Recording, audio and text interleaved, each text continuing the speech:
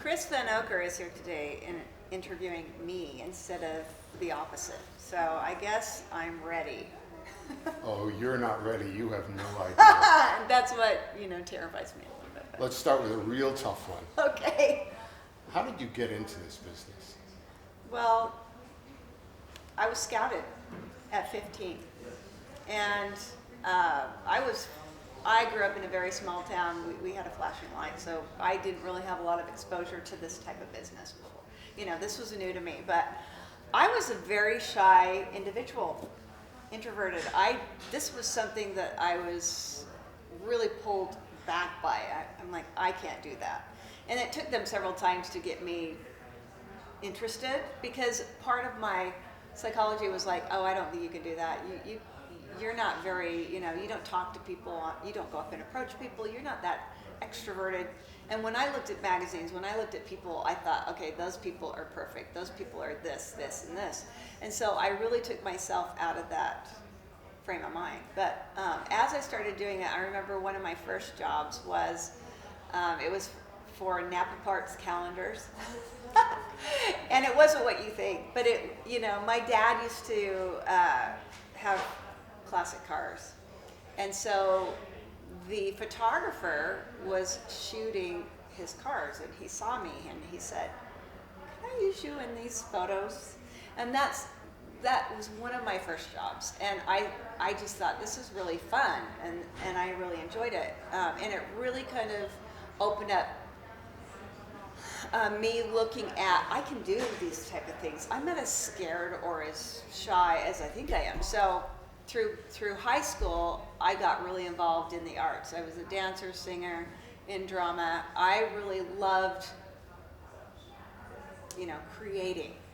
And that really gave me a lot of confidence. And then when I went to Utah State, I studied fashion and business, and I developed a fondness towards the industry as a whole, because I was so inspired by film and commercial work, and I loved looking at things and saying, wow, this is pretty amazing. I just love that, and so part of me was so captured in the magical side of it that I just, I kept pursuing it. And as I was going through school, I made enough money. I didn't have a student loan. I paid for my schooling with everything that I had earned, plus I had a part-time job. And I think that it was probably one of the most valuable experiences of me learning how to grow and to own who I was. Because when we think of modeling, we think of the outside, what people see out here versus what's here. And I always wanted people to see me for, oh, that's not me. That you're just looking at me as a physical thing. I want you to know me. And what I didn't realize is that you grow as a person because you start reflecting and you start going in to think about character, you think about emotion, you think about shaping a character. And so I had a lot of great experiences. I grew to love the industry. And when I graduated from Utah State, I moved to Salt Lake City, closer. And I was working as a talent, plus I was a manager at Nordstrom. And that was one of my favorite things. And my goal was to create, I was going to learn enough about fashion that I would go to Europe, start my own store, create my own store, and live there, because I loved being in Europe. It was beautiful over there. And things changed. I was approached by quite a few different people about, hey, you need to help me out. I don't know what to do. I'm a model on this set, and I need some guidance. How do you get in front of the camera, and how do you do that? And so I would start sharing. And that's kind of how it started. And then somebody approached me about training their talent. And my first thought was, I don't even have a program. I don't know what that entails. I don't know if I could do that. And it kind of grew into a passion of mine. And I started out just teaching runway. And my dance background was really influential with runway because I would add dance movement to it. I would make it interesting. And I had another project, it was called Fashion in Motion, where I would have models do some dance pieces within the show. And I created all these fashion shows. I would, one a month, one every other month, I would do a lot of fashion work. So that kind of sparked another transition. And so this was in 92, okay, that I started training. And I was doing it part-time at night, about 2 to 3 hours a night, 2 or 3 times a week. And one of my aha moments was a young girl gave me a card. And she said, "Thank you for changing my life." And that shifted me that day. It was a very inspirational, because it said something about to make one life breathe easier is because you've existed. It was an amazing message. I hope you've kept that card. Oh, I have. I still have it. It sounds like that's what really created Style Incorporated. Then that's what that began. Yes. In 92 is when I started writing the program. And so I was still working as a manager full time. And I did that until 94.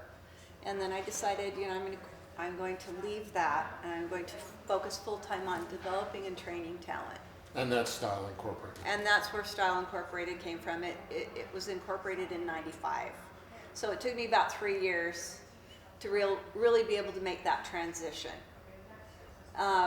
Once I did that, I started writing a program based upon other elements, character development, print work, alignments. I started really detailing that out, and I developed a program that was 6 hours, and then it went to 13 hours, and then it went to the 13 hours plus once a month 2 hours additional. And so through that process, style became so important to me, because when I had the chance to work with talent and they would come back and say, "Thank you," and that was amazing, and it just opened up so many other options for me. I realized that was my purpose. I really did. That was something that I was pulled towards. I stepped into it and I started working through that. And style has been around for 29 years. And the program has evolved so much within that time period. And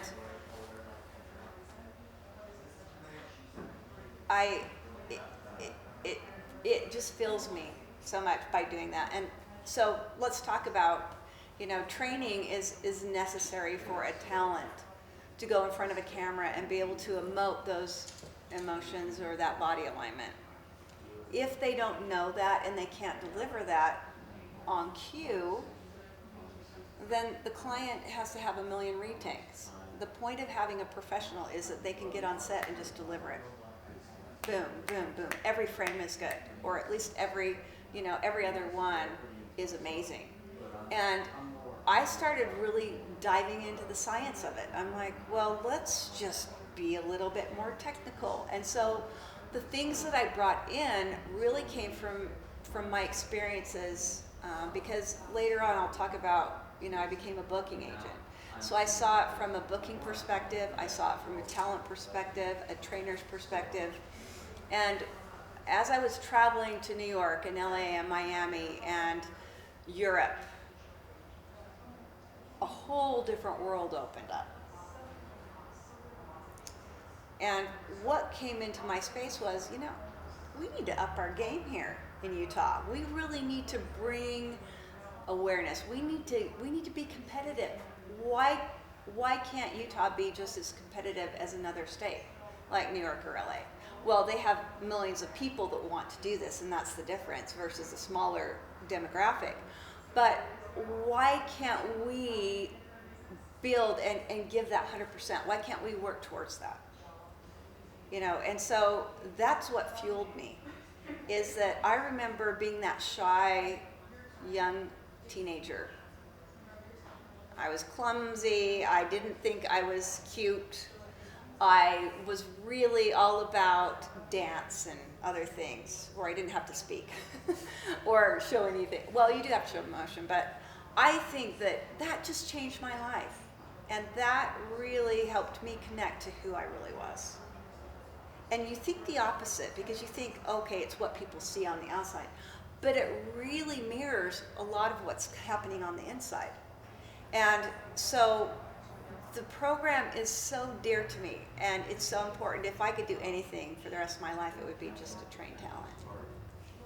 I think of Style Incorporated as one of your children and Urban Talent as the other. Yes.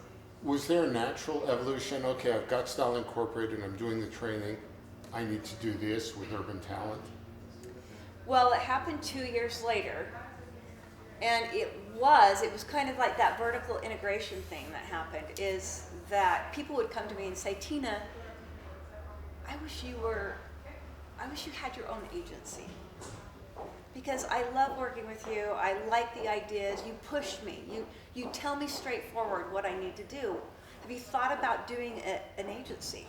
And it wasn't just one or two people that would say that. I had quite a few people come to me and say, have you thought about having your own agency? And so that kind of, I was mulling that around, and I'm thinking, oh, I really want to do, but I'm already working a lot of hours. That just seems insane, 2 years later, it happened. And it was a commitment, definitely, and it was something different. I think the most challenging thing was just working with the clients and seeing that they could believe in the talent. But the one thing that separated me as Urban from anybody else is that my talent were trained. My talent were good. Not just so-so, but they were really educated and they knew what to do. And it was a profession. It wasn't just a hobby, or it wasn't just something where, people had to learn right on the spot. They were hired as a professional talent. And so that sparked me to go, oh, this is just natural. I'm not going to let go of Style, because Style is my baby. That is like my passion for life. I love working with talent one-on-one or in a group. Booking was a whole different aspect. And as a booking company, booking agents only make money when their talent are booking. They take a commission. They take 15% from a job. So they don't get paid unless the talent book. So if you have seasoned, developed talent, you're going to have a higher likelihood of booking than you are if the talent know nothing. Because then it's hit and miss on whether or not you can secure bookings with clients. So it was a natural thing that just kind of moved through that phase. Urban has now been around for 27 years. An amazing talent pool, fabulous staff. We are in 3 markets. We are in Las Vegas, Boise, Salt Lake City. It's grown. And I love knowing that I have been such an influence and such a bridge for people getting into this industry to have work, to have experiences. You got Style Incorporated, you got Urban Talent, 2 different entities, but which complement each other, correct? Yes, they do. Well, it's that vertical positioning, because Urban wouldn't be as successful if they didn't have the developed talent. Because part of what clients want when they come into an agency is they want to see tools. Meaning tools are like portfolios, comp cards, headshots, resumes. They want to see that on a professional level. And me coming from other bigger markets, that was just natural. But what I learned in Utah is that it was, people kind of put 25% in rather than 100%. And so I wanted to change that positioning, and I thought that's one way Urban can shift the direction of clients understanding the value and knowing why they're paying a talent what they do is because they have earned it and they deserve that piece, and they're the right pick. And this is an industry where you've got to develop yourself, not just by your skills, by knowing what the alignments are, knowing how to deliver character, having the book, having the comp card, but it's also that alignment of self-confidence in a way that connects. Because when a client looks at an image or a commercial or a film, your job as a talent is to inspire. It's to pull that out of someone and go, ooh, I want that too. I want to go in there. And that's why, stores and magazines, designers utilize those concepts to increase sales, because they know that moves people in that direction. We're all pulled in exposure, and I think that's what the talent have to learn how to do, and that takes time. That is not one of those natural things. I'm guessing one of the things you've got to deal with is for new talent, when they come in, they may have created or seen on TV or movies kind of this mythological view of the industry. Because there are some myths out there, right? Oh, absolutely. One of them is, well, if you believe in me and you like me, then just give me the opportunity and cover all the expenses. Well, I don't know what industry would do that, especially when there's so much on the line, because if you think about it, a model's got to learn, so training. Who's going to teach that person for free?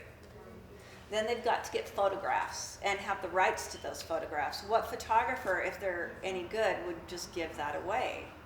You've got to place that value on, okay, I've got to invest in myself and I've got to work on that, because it's not just money either that it's going to take.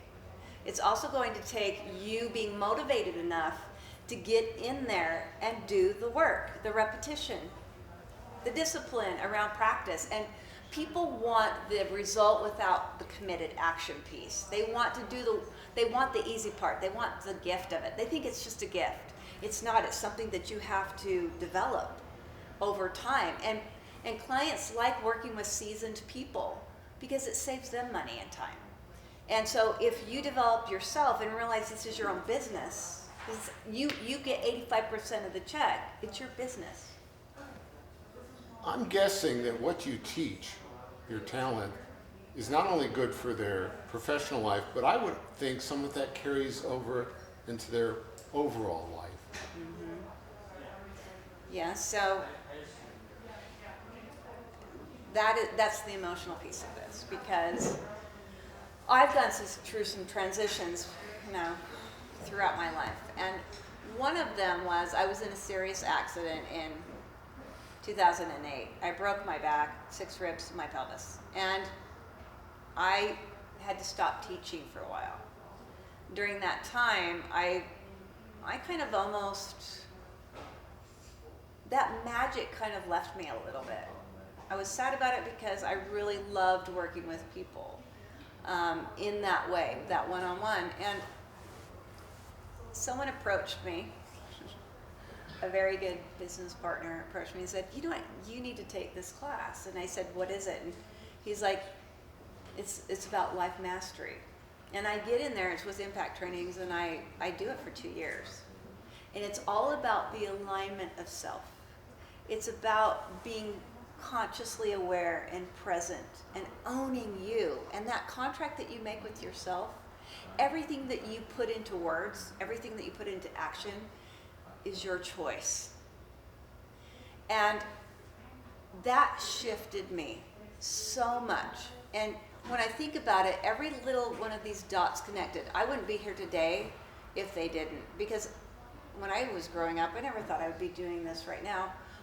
Going and through those experiences, I never thought I'd be doing this. And when COVID hit, I rewrote a program that works on diving in here. the individual, and talking about purpose of an individual. A lot of people are very skeptical about modeling and acting because they think it's superficial. But it's quite the opposite coming from me, because I'm going to work on the self. I'm going to work on, let's go a little bit deeper and let's talk about what is your purpose. And you know what I have found is a model or an actor that knows that, that's confident in that, and those things that I share about alignment, that connection with the client is that much stronger. Is that what you look for in talent, among other things? Well, we look for physical appearance, obviously, that has to be there. There's a lot of people that get turned away just because they don't fit that demographic or they don't fit that look. And that it is what it is. It's industry standard, right? We look for drive, and we don't notice that a lot until they start going. There's a lot of flaky people in the industry too. And then their attitude, their confidence level. That's the difference between somebody that's going to go in and get a job and consistently work than somebody that's just beautiful that randomly books a job that really has no self-esteem.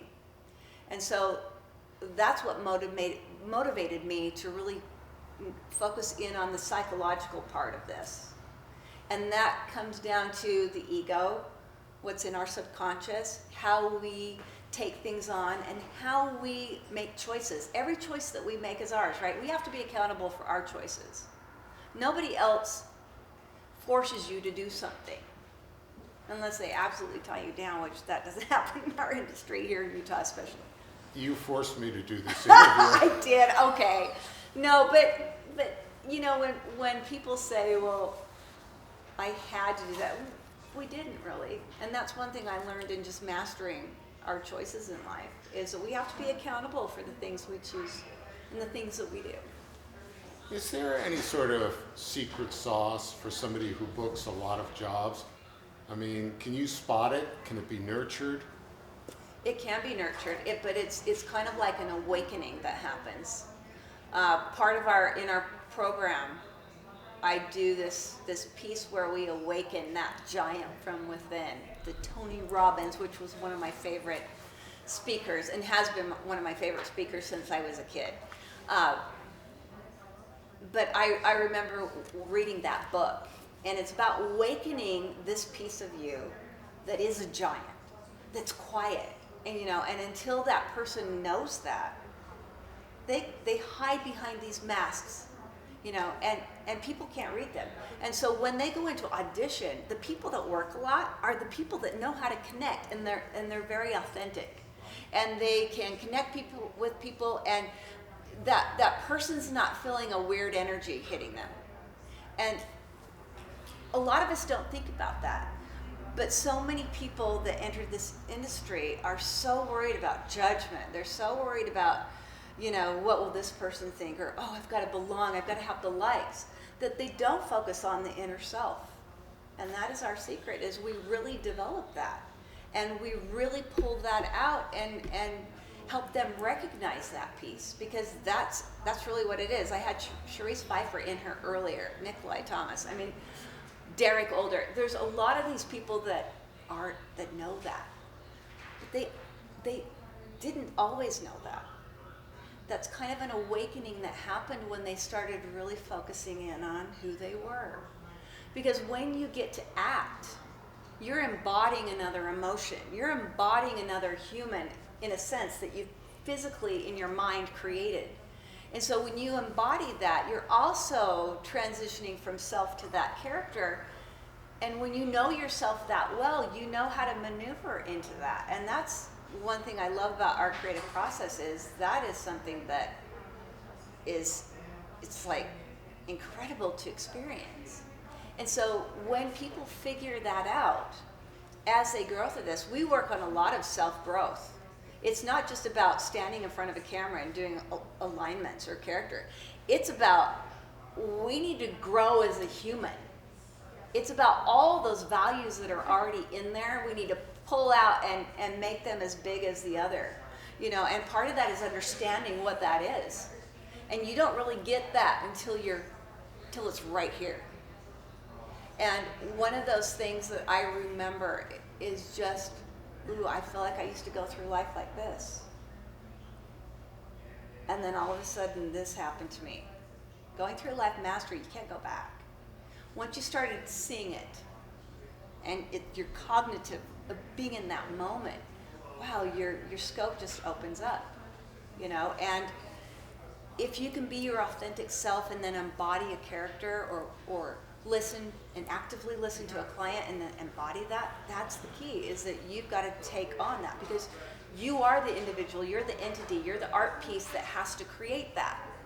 It's not the photographer's job to move your body around and adjust it. Now, one thing I noticed in Utah that they do here, sometimes it's funny, that I've never seen before outside, is they adjust people, move them around. A model needs to be able to do that.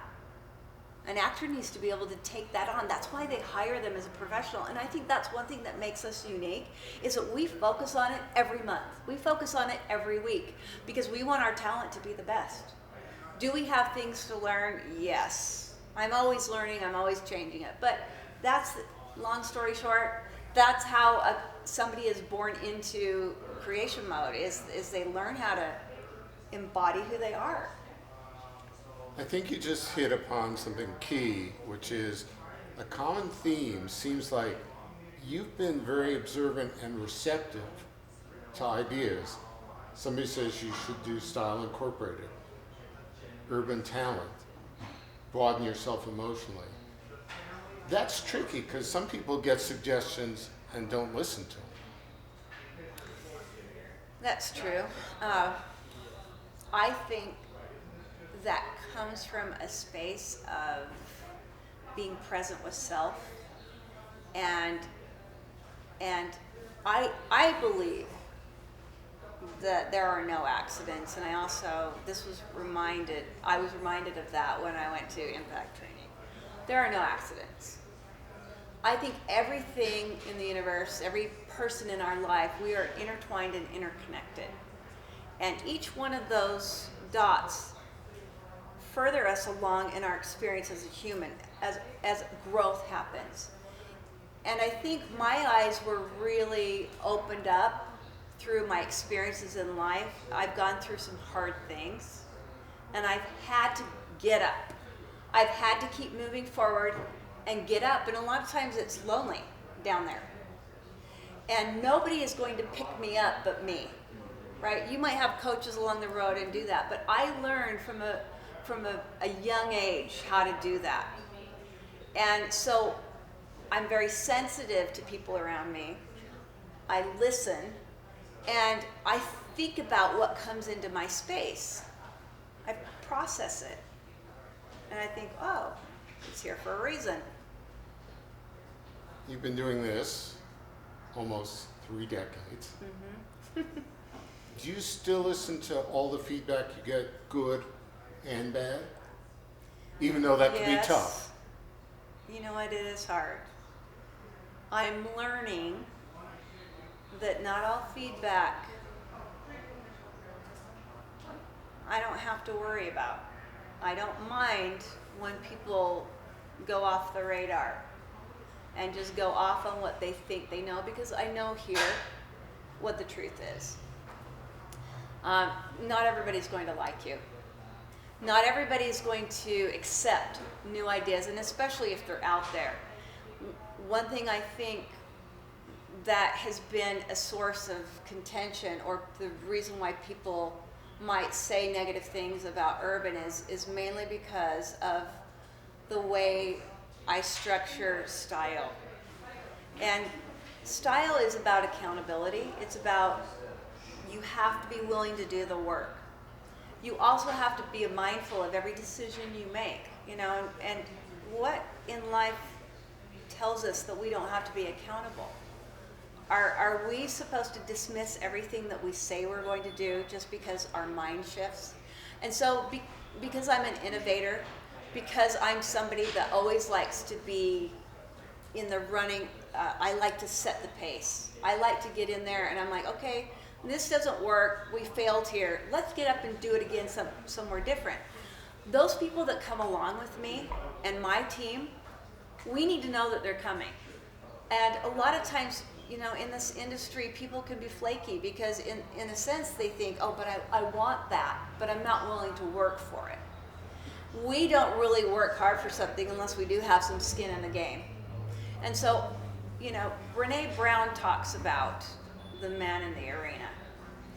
And she also says, you can't worry about all this other feedback outside, because if they're not in the arena with you doing that work and they don't know that story and they're not the ones getting beat up and marred and they don't have that connection, then they're just observers, naysayers, and people that really don't have that much of an impact. I'm here living it every day. I know what we want to do, and I want nothing more than for the people that come into my space to have an incredible experience.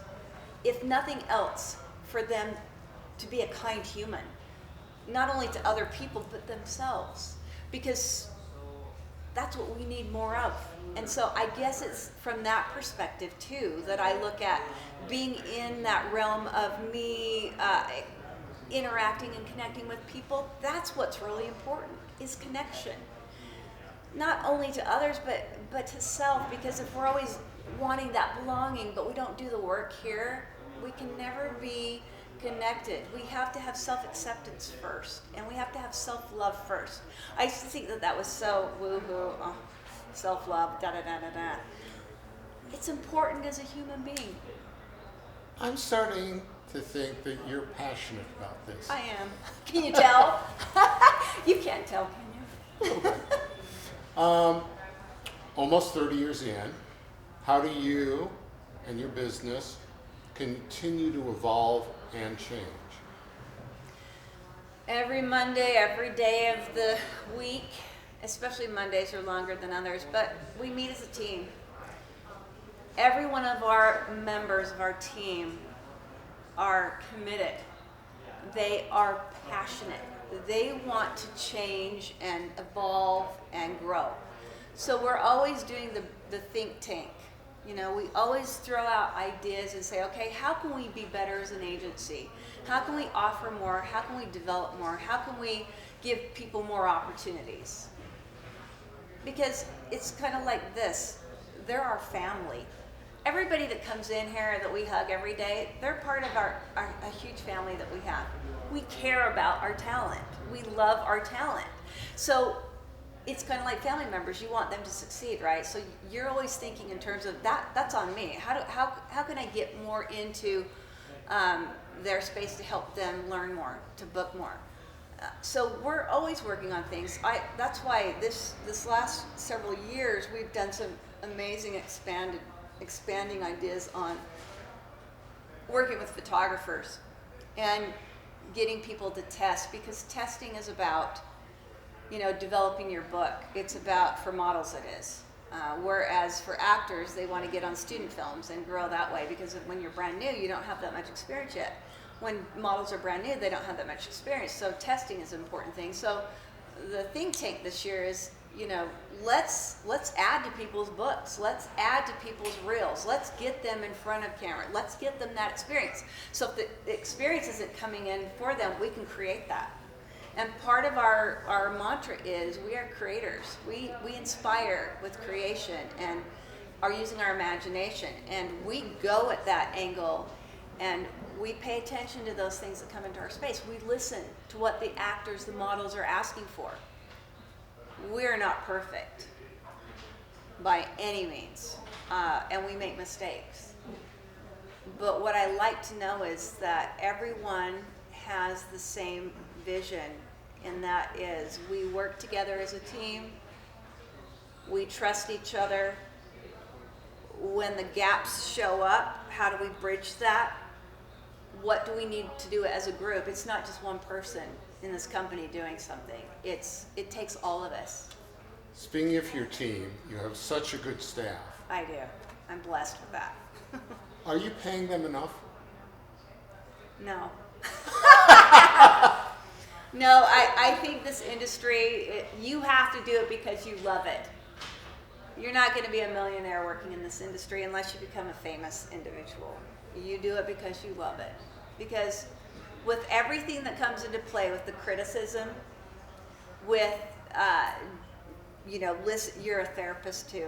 You get to hear people work through their issues with them. You're all sorts of hats in this industry. I think that it takes a special person to work in it. The people and my staff members are special, and we always believe in growth and all those things. But I also think that you look at the people you hire, and if they're happy within themselves and they're happy in their environment, they're going to thrive. So that means everybody's going to grow. Everybody's going to prosper. When I think about expanding, or when I think about setting rates, it's also about how much is my family going to make? How much is the people around me going to prosper from it? It's not just about one person. It's a collective. And so you share the wealth. Gratitude always brings in more prosperity. And part of what we do is we're giving back. And urban is always about expanding and opening up more opportunities for people. And with expansion, that happens naturally. Anything I didn't ask which you wanted to add or restate? I think you've asked a lot of questions. One thing I probably should touch on a little bit is the work ethic that a talent needs to have in order to, they always say, what's the secret to doing this? And it's kind of what I've already talked about, the inner self, but it's also doing the work. A model needs to test. They need to build their books. I remember when I was working, and we had to test, I don't know, at least 6 times a year. That's quite a bit. When you're building your book as a talent, you don't just shoot once a year or once in a lifetime. You've got to be adding those images, because the more you get in front of a camera, the more you learn, the better you become. The more you get to deliver lines, the more you get to be in front of a camera and learn how to work with a director, work with somebody that's shifting you. The more experience you have, the better you become. So part of that is learning what that is and then being committed. If you're not committed, you're not going to get anywhere, because it really comes down to, there's several things. It's not just about the commitment, but because people say to me all the time, well, I am practicing. Okay, let's define practice. How many reps are you doing in, aligning to camera or a face? How much are you investing in character development?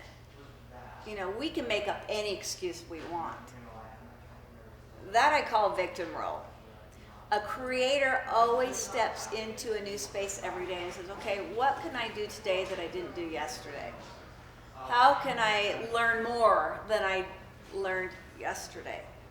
And that's what moves people. So I think